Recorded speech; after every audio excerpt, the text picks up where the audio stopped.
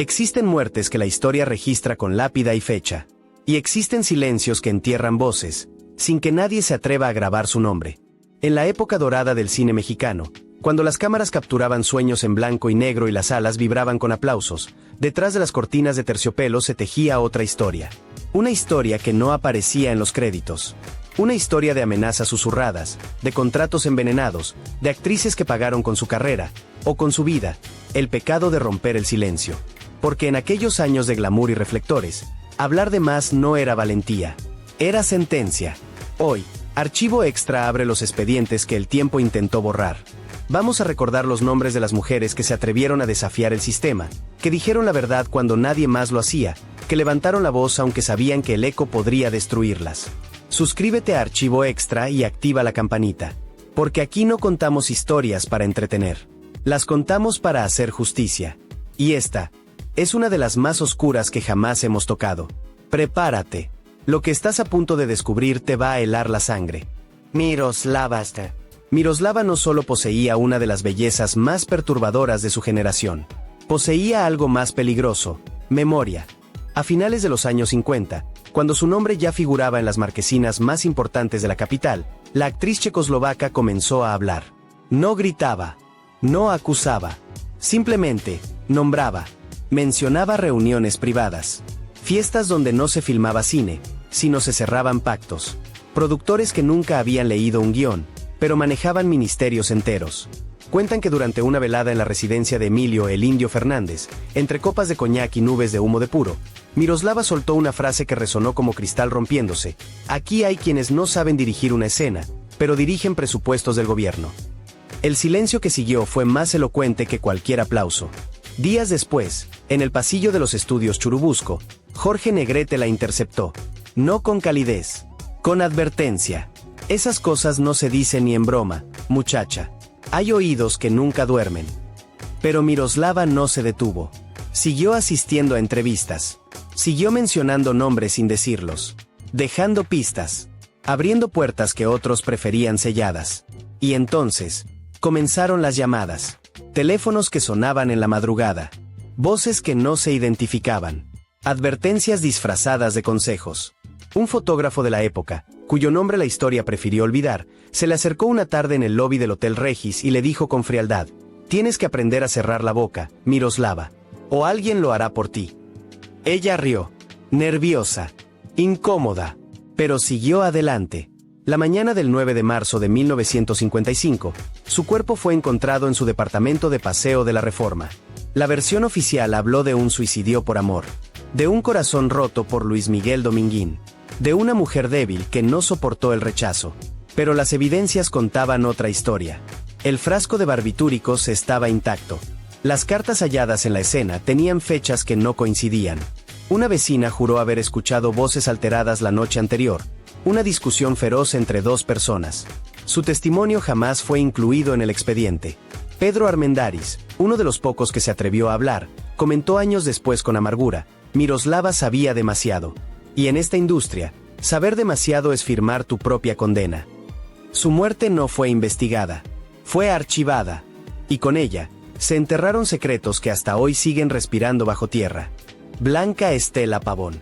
Si Miroslava hablaba con elegancia europea, Blanca Estela Pavón hablaba con la contundencia de quien conoce las calles.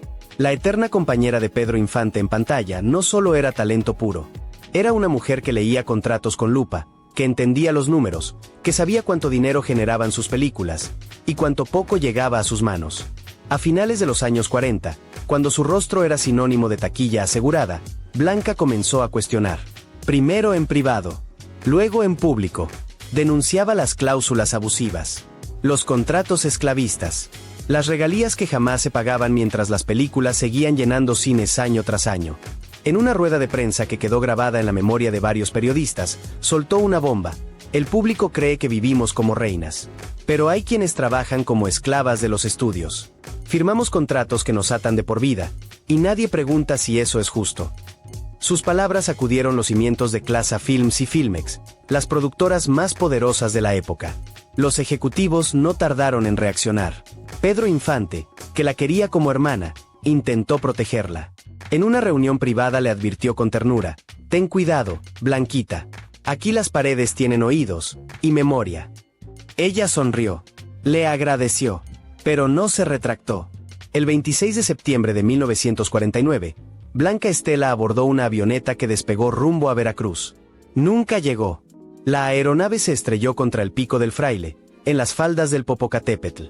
La versión oficial señaló fallas mecánicas, sobrecarga, mal clima, pero los rumores comenzaron a filtrarse como agua entre piedras. Testigos aseguraron que el vuelo estaba sobrecargado de manera peligrosa, que las advertencias de seguridad fueron ignoradas, que alguien en tierra dio la orden de despegar a pesar de las condiciones adversas. Una amiga cercana relató que Blanca no quería subir a esa avioneta, que aquella mañana le confesó: «Tengo un mal presentimiento. Algo me dice que no debo viajar hoy». Pero la convencieron, o la obligaron. Los archivos del accidente permanecieron sellados durante décadas, y cuando finalmente se abrieron, faltaban páginas, testimonios, documentos clave. Varios actores, entre susurros y copas de más, insinuaron lo impensable, que la muerte de Blanca Estela fue conveniente, demasiado conveniente, que su voz de protesta se apagó justo cuando más resonaba.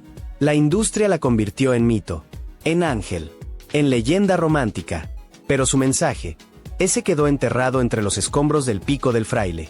Marga López era dulzura en pantalla, pero fuera de ella, era acero templado. En los años 50, cuando el cine mexicano aún se arrodillaba ante la censura religiosa y la moral conservadora, Marga comenzó a decir lo que nadie se atrevía, que existía una doble moral insoportable, que a las actrices se les crucificaba por tener romances o divorciarse, mientras que a los actores se les aplaudían sus conquistas como si fueran medallas de guerra. En una entrevista que causó revuelo, declaró sin rodeos: ¿por qué una mujer divorciada es una pecadora, pero un hombre divorciado es un galán disponible? Esta industria está construida sobre la hipocresía. Sus palabras llegaron a oídos de Andrés Soler, uno de los patriarcas del cine nacional, quien la confrontó en pleno set de filmación. Con tono paternalista y amenazante a la vez, le dijo: «Marga, no hables de esas cosas. La gente no te lo va a perdonar. Te van a destruir». Ella lo miró fijamente y respondió con una calma demoledora: «No me importa lo que piensen de mí. Me importa que nos traten como seres humanos». El castigo no se hizo esperar. La prensa comenzó a inventar romances escandalosos, a tergiversar sus declaraciones, a construir una imagen de mujer conflictiva, rebelde, peligrosa. Los titulares la perseguían como sombras. Los periodistas la acosaban. Los productores la evitaban.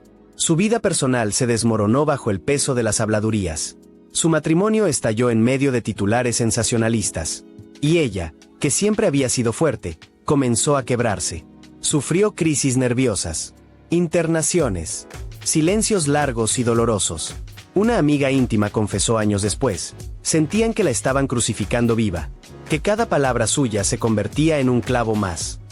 Aunque Marga López regresó con fuerza tiempo después, quienes la conocieron de cerca aseguran que algo en ella murió durante esos años.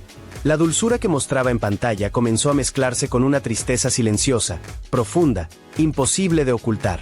No perdió la vida como otras actrices, pero perdió algo más valioso: la paz de vivir sin miedo. Gloria Marín no le temía a nadie, ni a los productores, ni a la prensa, ni siquiera a los fantasmas de Jorge Negrete, su gran amor y su gran tormento. Durante los años 50, cuando su estrella brillaba con luz propia, Gloria comenzó a hablar sobre los favoritismos, las injusticias, los pactos ocultos que decidían quién trabajaba y quién desaparecía. En entrevistas señalaba sin tapujos cómo la industria protegía a ciertos actores mientras destruía a otros por capricho o conveniencia. En 1951, durante un rodaje, tuvo un enfrentamiento legendario con David Silva. Él le advirtió con rabia contenida: «Si sigues hablando de esas cosas, te van a cerrar las puertas de todos los estudios». Gloria lo miró sin parpadear y respondió con frialdad cortante: «Prefiero que me cierren todas las puertas antes que vivir arrodillada». Con el tiempo, Gloria se volvió más directa, más incisiva, más peligrosa. En una cena de gala en el Hotel Regis, frente a productores, políticos y prensa, declaró: «Las actrices somos las que pagamos los platos rotos de esta industria. Nosotras cargamos con los escándalos mientras ellos se lavan las manos». El silencio fue sepulcral. Años después, en 1983, Cuando Gloria Marín anunció que estaba escribiendo sus memorias donde revelaría secretos sobre su relación con Jorge Negrete y sobre los círculos de poder del cine mexicano, comenzaron las advertencias. Llamadas nocturnas. Visitas inesperadas. Mensajes velados. Semanas después, Gloria murió de un paro cardíaco fulminante. El reporte médico fue claro, pero varios amigos cercanos manifestaron sus dudas. Aseguraron que Gloria estaba sana, activa, llena de proyectos. Que su muerte repentina fue conveniente. Hasta el día de hoy, nadie ha encontrado el manuscrito de sus memorias.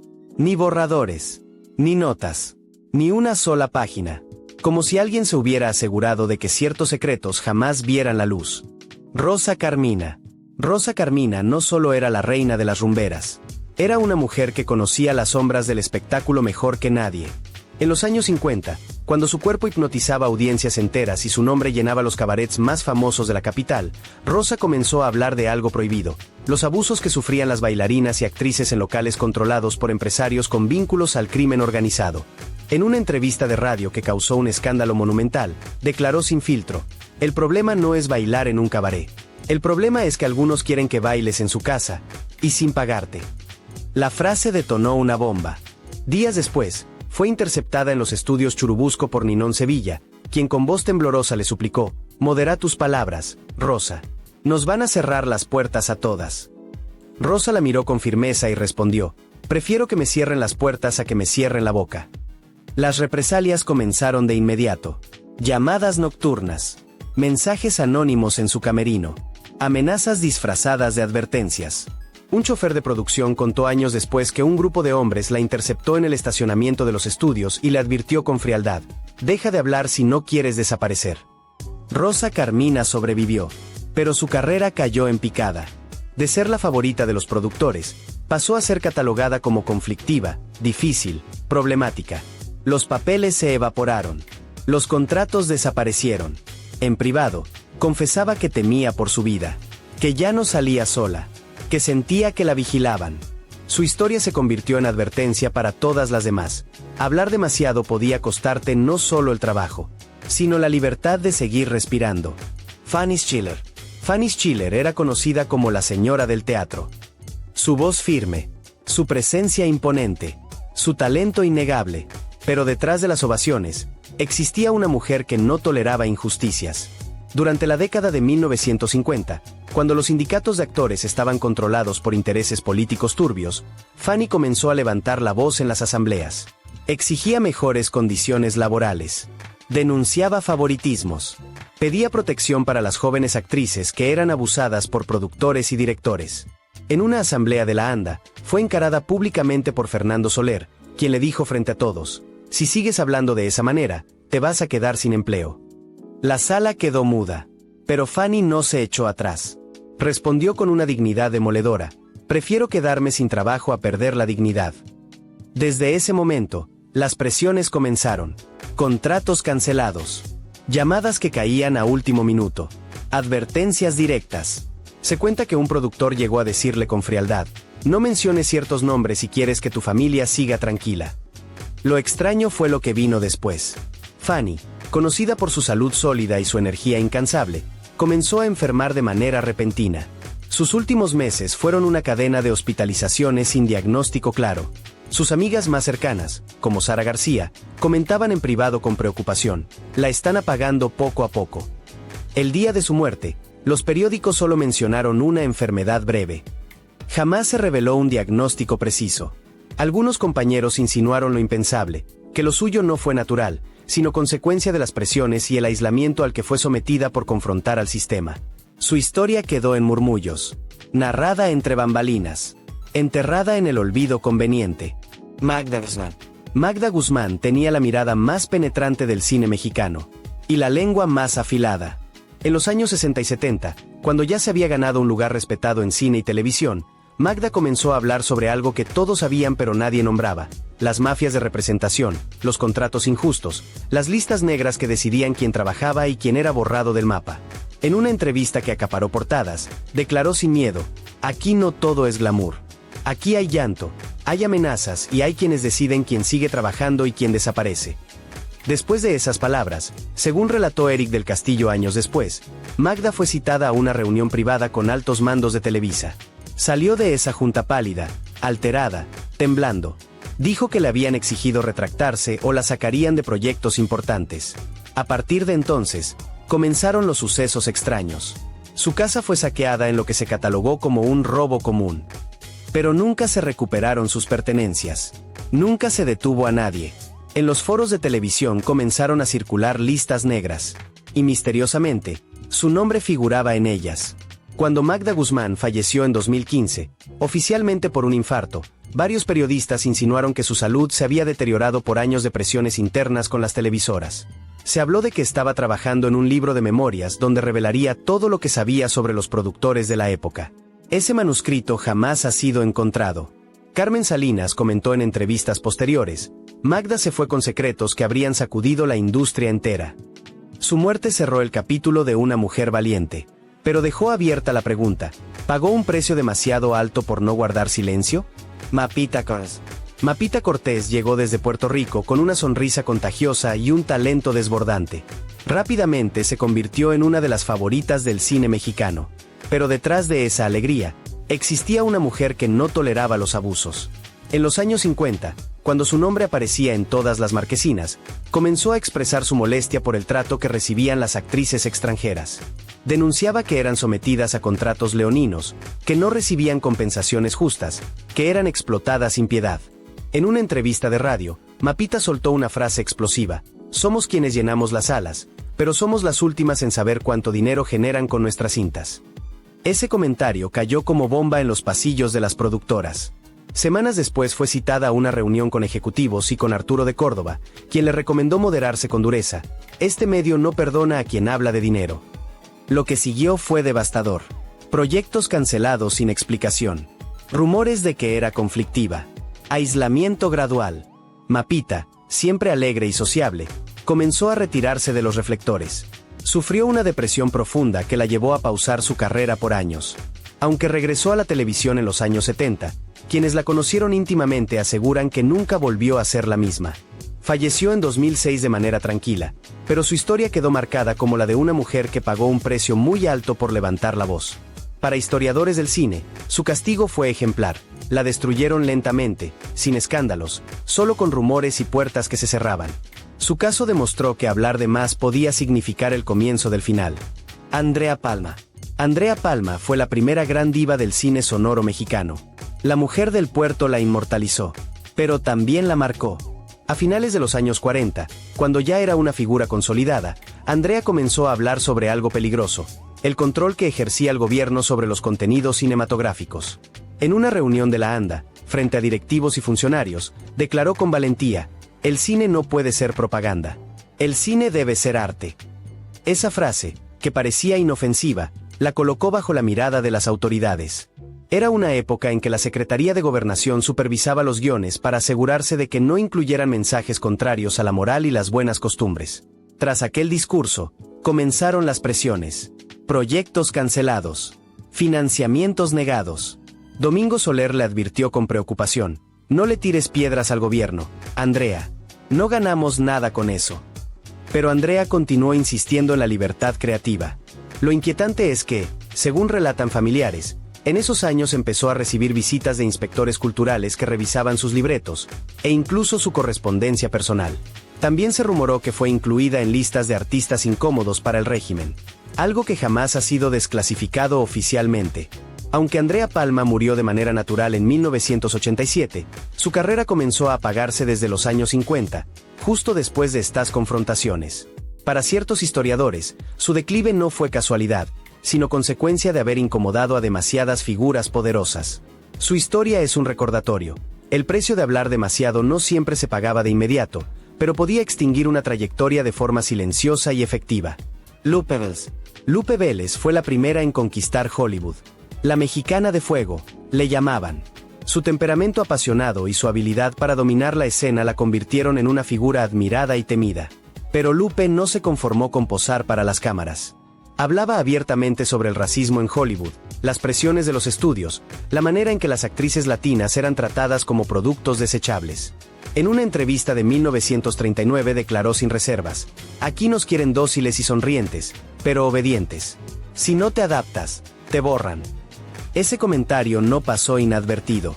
Varios cronistas aseguran que comenzó a ser relegada de proyectos y que los ejecutivos la consideraban problemática. El 14 de diciembre de 1944 fue encontrada sin vida en su casa de Beverly Hills. La versión oficial afirmó que había ingerido una sobredosis de barbitúricos en un momento de desesperación. Pero los detalles no cuadraban. La posición en que fue hallado el cuerpo, la ausencia de rastros de vómito, algo habitual en sobredosis. El hecho de que, según amigos cercanos, Lupe había pasado el día anterior haciendo planes a futuro y parecía de buen ánimo. Un vecino declaró haber escuchado voces discutiendo en la casa la noche previa. Ese testimonio jamás fue investigado en profundidad. El expediente se cerró con rapidez, como si existiera prisa por evitar un escándalo mayor. Con los años surgieron teorías de que su muerte pudo haber sido encubierta para proteger a personas influyentes de la industria. Ramón Novarro y Dolores del Río expresaron públicamente su tristeza, pero también dejaron entrever sus dudas sobre la versión oficial. La historia de Lupe Vélez quedó como advertencia silenciosa. En la industria, decir la verdad podía costarte no solo tu carrera, sino la vida. Amparo Rivelles llegó desde España con talento puro y carácter de acero. Brilló en películas como La esclava del mar y El espejo de la bruja. Era reconocida por su profesionalismo, pero también por su negativa a tolerar abusos. En los años 50, cuando México la había adoptado como una de sus grandes estrellas, Amparo comenzó a manifestar su inconformidad por el trato que recibían los actores extranjeros: contratos injustos, jornadas agotadoras, pagos inferiores. Durante un rodaje en los estudios Churubusco fue escuchada discutiendo con un productor que intentaba obligarla a trabajar más horas de las estipuladas. Ignacio López Tarso, quien se encontraba en el set, intervino y le dijo con preocupación: "No te metas en problemas, Amparo. Te lo van a cobrar caro". Las represalias no tardaron. Proyectos cancelados. Rumores en la prensa. Linchamiento mediático. Ese castigo afectó profundamente su estabilidad emocional. Amparo decidió entonces regresar a España, donde retomó su carrera, aunque su etapa mexicana quedó marcada por la sensación de haber sido castigada por levantar la voz.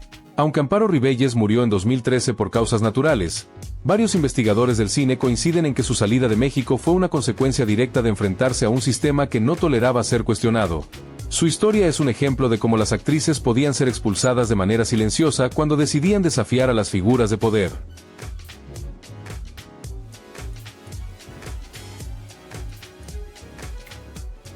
Marta Roth.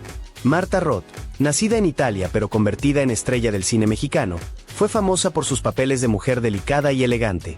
Pero lejos de la pantalla era una mujer con convicciones firmes. En entrevistas llegó a hablar de la falta de apoyo a los actores retirados y de la manera en que la industria olvidaba a quienes ya no eran rentables para la taquilla. En una reunión privada de la ANDA, según relataron colegas, Marta denunció que muchas actrices mayores vivían abandonadas y sin seguridad social mientras los sindicatos se enriquecían. Manolo Fábregas la escuchó y le advirtió con seriedad: "Ten cuidado, Marta. Esas cosas no se dicen públicamente". A pesar de las advertencias, continuó insistiendo en el tema en entrevistas y columnas periodísticas. Esto le generó tensiones con dirigentes sindicales y productores que comenzaron a vetarla de proyectos importantes en televisión. Poco a poco, Marta se fue alejando de los reflectores. Lo inquietante es que en sus últimos años comentó en varias ocasiones que deseaba escribir un libro sobre su experiencia en la industria, pero ese proyecto nunca se concretó. En 2016, la actriz falleció de manera repentina en su casa en la Ciudad de México. La noticia se divulgó de forma breve, sin homenajes destacados ni ceremonias públicas, lo que sorprendió a muchos debido a su legado cinematográfico. El hecho de que sus supuestas memorias jamás aparecieran y que su muerte pasara casi inadvertida para los medios alimentó rumores de que fue silenciada de forma simbólica. Hasta hoy su nombre es recordado por cinéfilos, pero su denuncia sobre el abandono de las actrices de mayor edad continúa siendo un tema incómodo dentro de la industria. Meche Barba. Meche Barba fue una de las grandes rumberas del cine de oro. Célebre por su fuerza en pantalla y por representar la vida de los barrios en cintas como Aventurera y Amor de la Calle. Pero fuera de los sets, Meche era una mujer que no temía expresar sus opiniones. Durante los años 50, cuando los cabarets y el cine de rumberas vivían su apogeo, denunció abiertamente los abusos que padecían las bailarinas: salarios míseros, contratos injustos, presiones de empresarios que buscaban controlarlas incluso fuera del escenario. En una ocasión, según testigos, fue confrontada por Germán Valdés Tintán, quien le pidió en tono amistoso que se cuidara: no te busques problemas, Meche. En este medio los que mandan no perdonan. Pero Meche siguió adelante. En entrevistas habló de las mafias que controlaban los cabarets y de cómo muchas actrices eran obligadas a aceptar compromisos fuera de la pantalla para conservar su lugar en las producciones. Su sinceridad le pasó factura.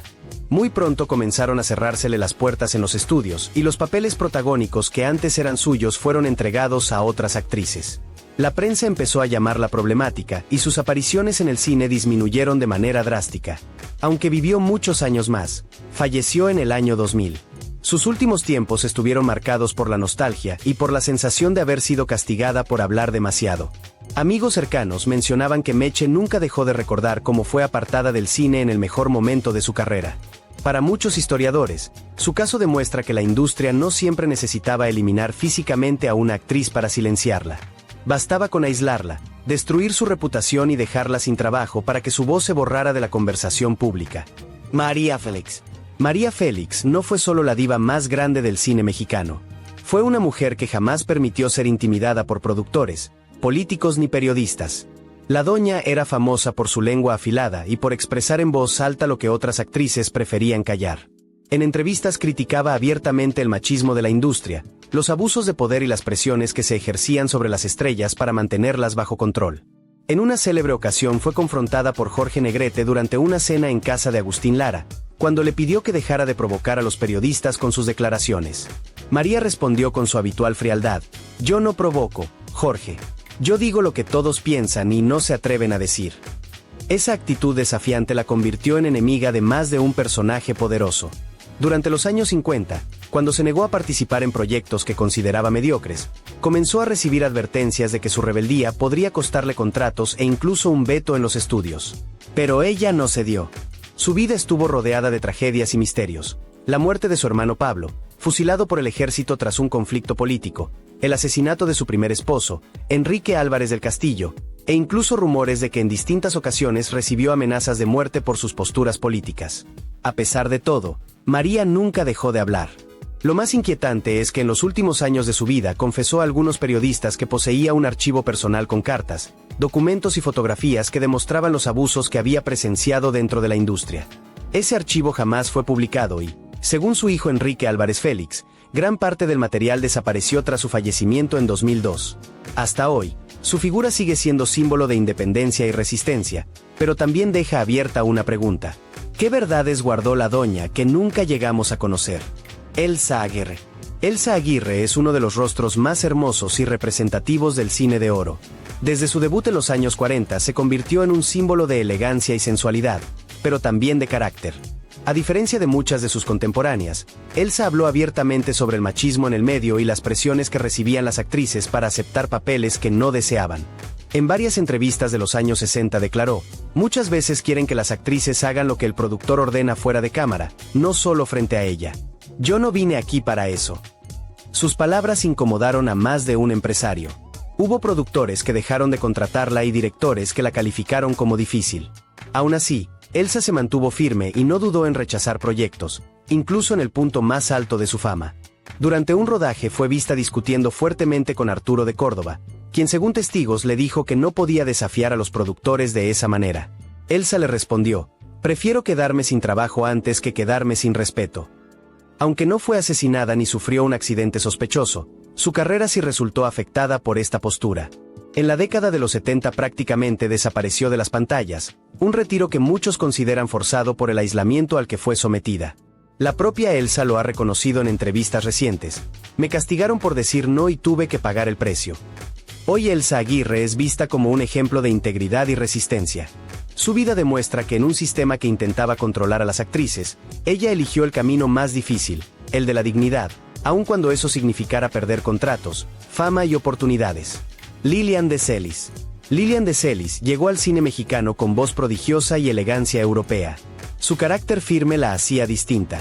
Decía lo que pensaba, aunque eso molestara a productores acostumbrados a la obediencia absoluta. En una entrevista declaró algo explosivo: en México la belleza abre puertas, pero la inteligencia la cierra. Esa frase causó un escándalo inmediato entre los ejecutivos que veían en ella una amenaza.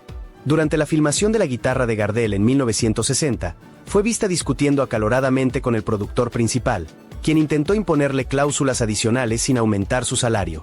Testigos aseguraron que Lilian se levantó de la mesa y dijo con serenidad: "No vine desde España para ser tratada como aprendiz. Si quieren que trabaje, respeten mi contrato". Ese incidente se volvió tema de conversación en los pasillos de los estudios. Lo inquietante comenzó poco después. Su agenda, antes repleta, empezó a vaciarse sin explicación. Contratos firmados se caían a último momento. Campañas publicitarias en las que ya estaba confirmada aparecían de pronto con otra actriz.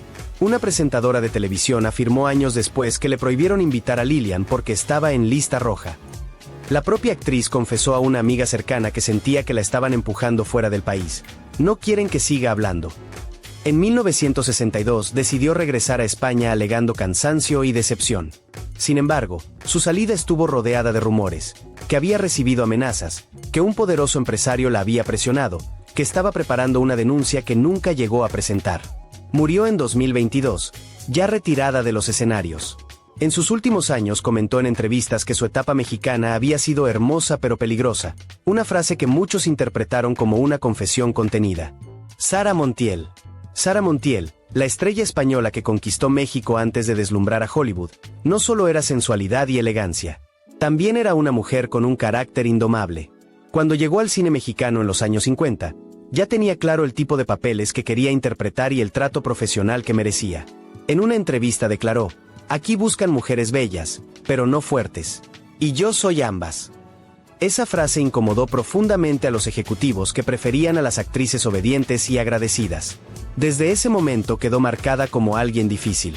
Durante el rodaje de Cárcel de Mujeres en 1951, mantuvo un fuerte enfrentamiento con un famoso director que intentó imponerle escenas fuera del contrato. Sara, sin titubear, se negó frente a todo el equipo: "Si usted quiere una marioneta, búsquela en otro lado.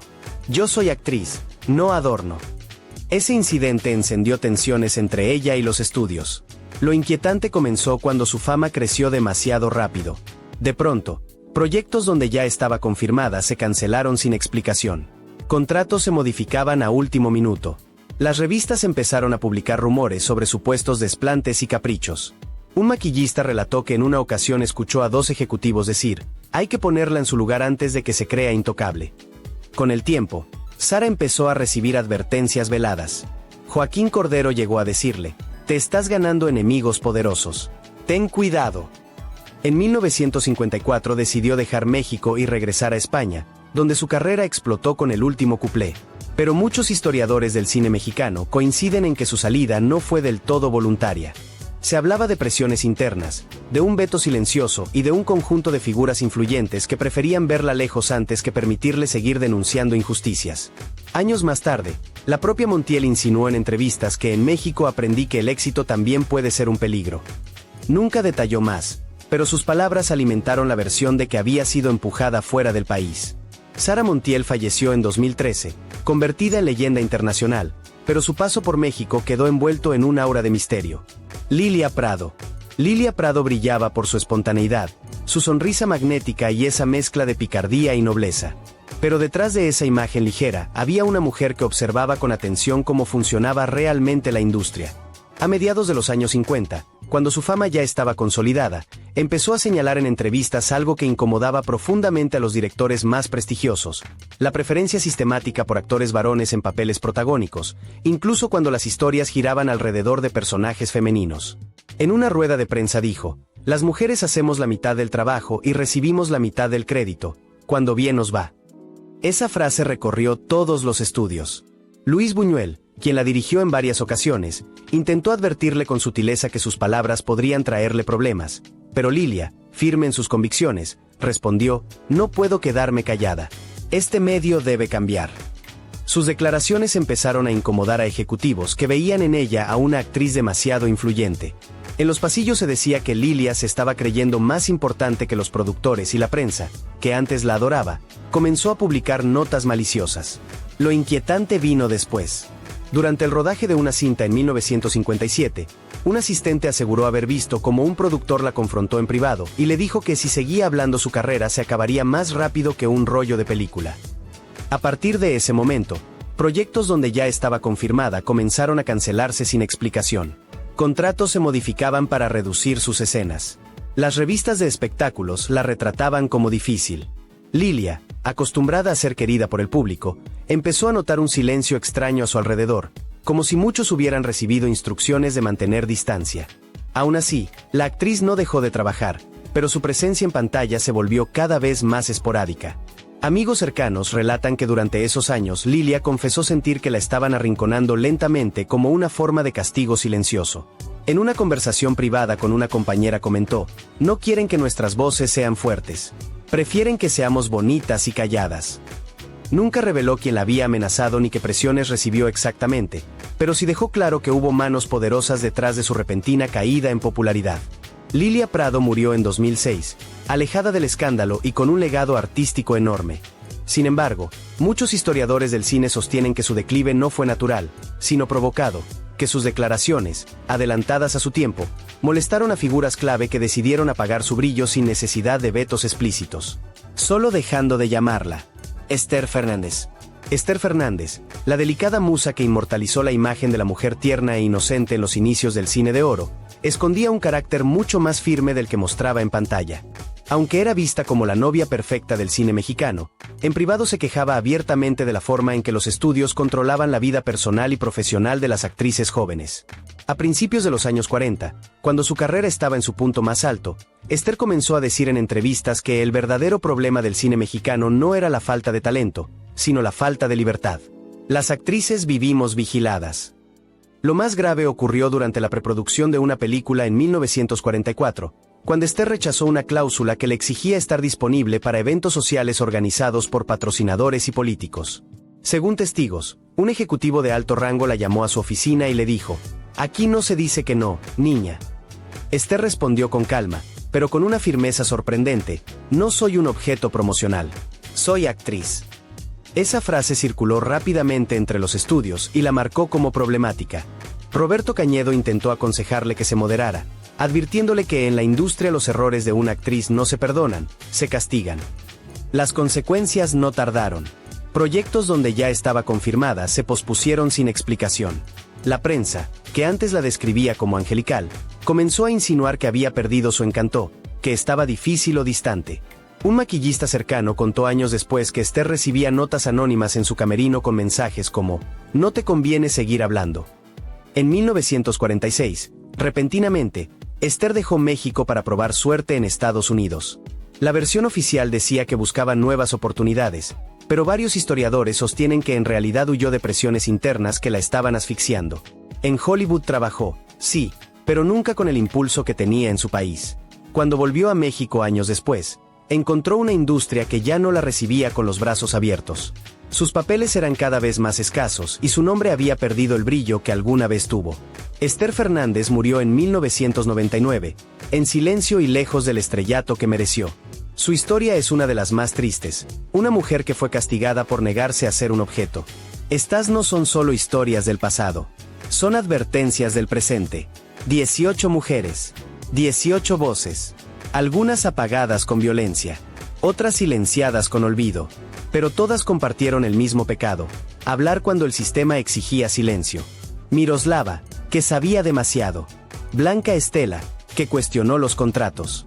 Lupe, que denunció el racismo. María, que jamás se arrodilló. Elsa, que prefirió la dignidad al estrellato. Cada una de ellas pagó un precio. Algunas con su vida, otras con su carrera, todas con su paz. Pero aunque el cine de oro intentó enterrar sus voces, hoy las recordamos. Porque su valentía merece ser nombrada. Porque su lucha no puede ser olvidada. Porque sus muertes, sus exilios, sus silencios forzados, nos recuerdan que el precio de la verdad siempre ha sido demasiado alto. Si esta historia te movió algo en el pecho, dale like. Nos ayuda a seguir rescatando memorias que merecen justicia. Suscríbete a Archivo Extra y activa la campanita. Porque aquí recordamos lo que el tiempo quiso borrar. Y si conoces alguna otra historia de mujeres silenciadas en el cine de oro, déjala en los comentarios. Porque este archivo sigue abierto. Y las voces enterradas siguen esperando ser escuchadas.